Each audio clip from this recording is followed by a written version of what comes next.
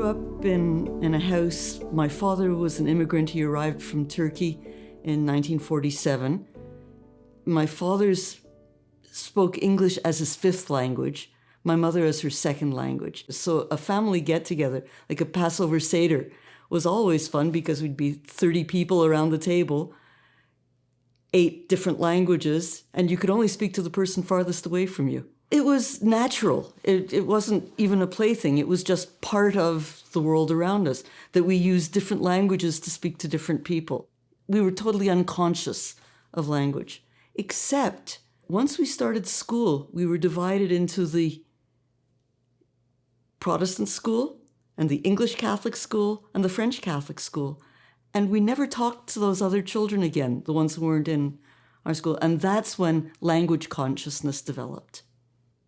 I was pretty frustrated by the divisions because I had grown up so cosmopolitan that to see narrow-mindedness of any sort, religious, political, language, was something I always fought back against. I was born in Montreal. My maternal grandfather was French-Canadian. That is to say, he was born in Lachine, but he spent most of his growing up in Franco-Manitoba. My grandfather spoke 4 languages, all Canadian. Growing up in Franco-Manitoba, he spoke Ojibwa and Cree as well. But his language was English. And as far as he was concerned, even though his accent was French, his language was English. When I was 10, my father died. My mother took the 6 children up to the Laurentians. So my education went to the English Catholic school in St. Adele, which had 42 students from grade 1 to 7. And the teachers were Acadian missionaries, if you can imagine. Their English was not very strong, so I learned most of my geography in an Acadian accent in English. And from there, I went to the Protestant school because there was no English Catholic school. I went to St. Agathe to the Protestant school, which was an incredible learning experience for me because I had to keep up with a totally different environment.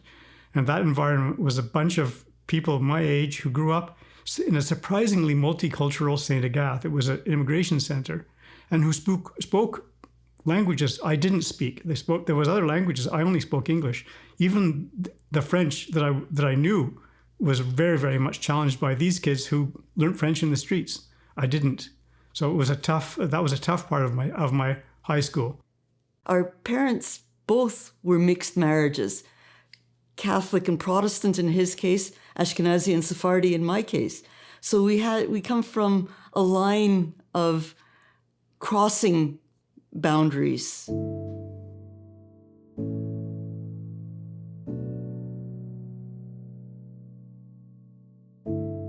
In high school, I was incapable of learning French.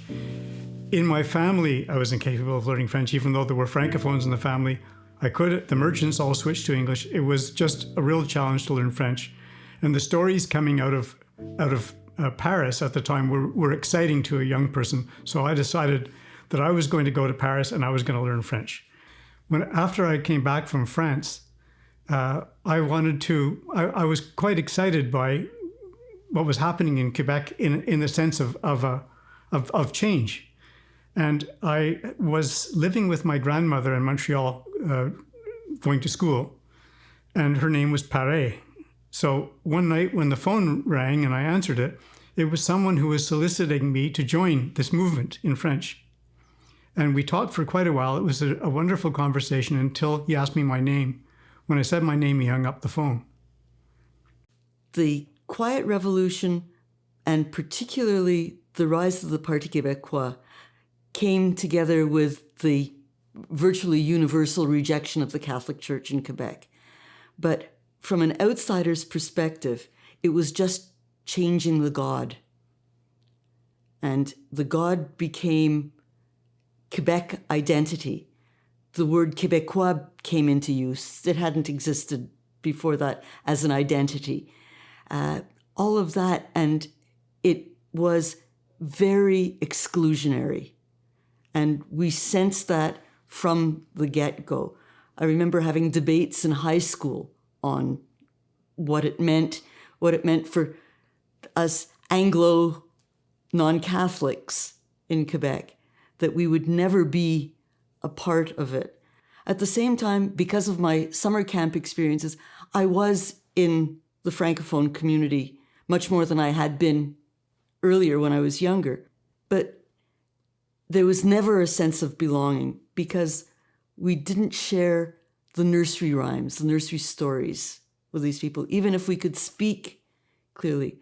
And as the ethno-nationalism grew, the barriers got thicker again, as they had been thicker earlier on as religious differences. Now they became ethnic differences. And we were very, very conscious of it, of not feeling apart.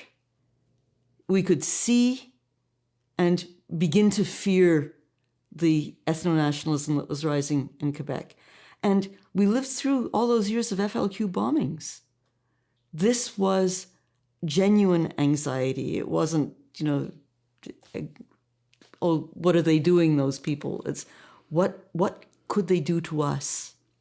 So it increased our sense of belonging to Canada and our fear of Quebec trying to sunder that.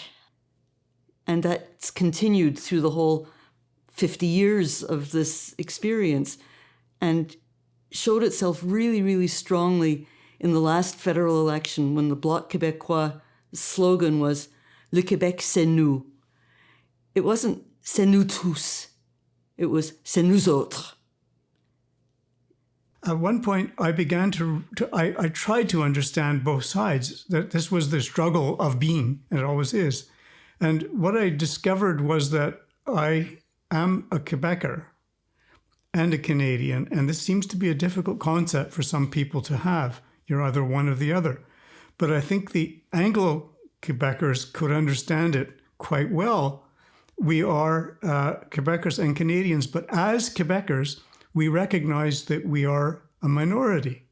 We, as a minority in Quebec, do not feel embraced by Quebec, but rather alienated by Quebec. We're a separate. We don't really belong for some reason, which could be changed. If you imagine it, it could be changed.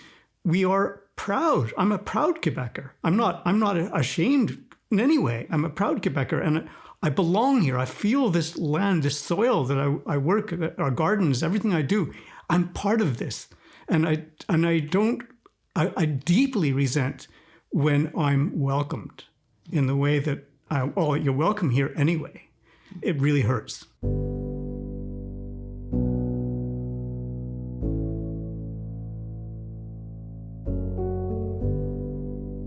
My uncle had acquired a farm in the Eastern Townships and wanted me to go and help him set it up. Over time, we realized once our son was born that there was really no future for us on that farm. And I had this little log cabin up here. And my mother had said that, this was land that she had acquired.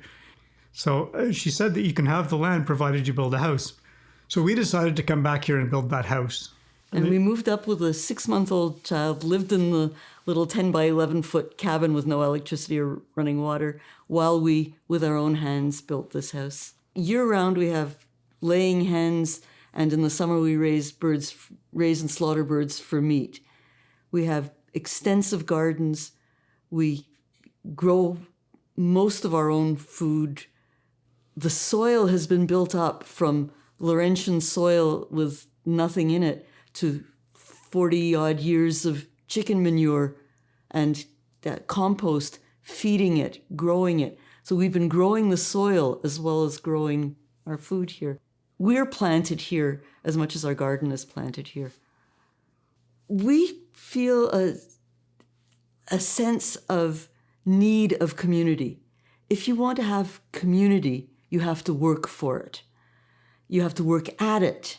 You have to be engaged with it, and you have to keep trying to engage the other members of your likely community in that.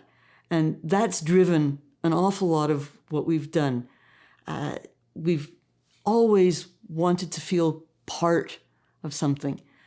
And from the ground up, Belonging is really feeling part of something. It's part of the land, it's part of the people, it's part of interests, and it's being accepting and being accepted for who and what you are without question. I see a future of integration where people maintain their identity but can live side by side rather than one above the other. And that's the vision that I have for the Anglophone communities of Quebec, that we be accepted as equals, not tolerated, not welcomed in our own home, as Joe said, but accepted as of equal value, of equal importance, and of equal rights here. And of equal capacity to give back. Yeah.